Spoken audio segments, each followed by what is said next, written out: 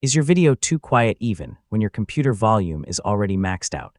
VLC can boost playback beyond the normal 100% level. In this guide, I'll show you how to increase VLC's maximum volume, adjust the boost safely, and avoid pushing the audio too far.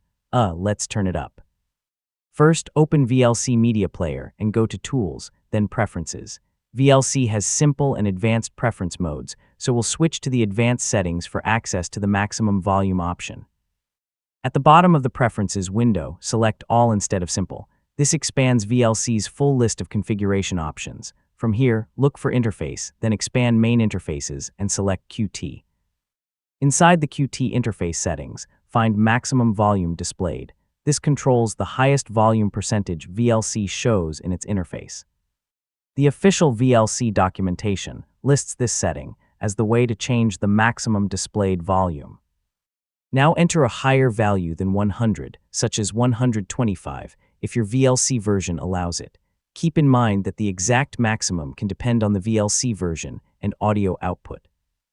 VLC has historically limited its normal interface to around 125%. After entering your preferred value, click Save. VLC may need to be restarted before the new maximum is reflected in the volume control, so close VLC completely and open it again if necessary.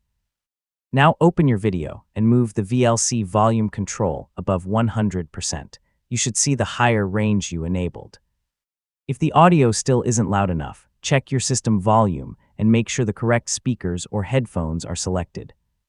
One important warning: boosting volume above normal level can cause clipping and distortion, especially with audio that's already loud.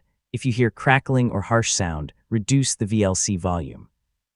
Yeah, louder isn't always better, and that's how you increase VLC's volume beyond 100%. Use the advanced preferences, adjust maximum volume displayed, save the setting, and restart VLC if needed. Just keep the boost reasonable for cleaner sound.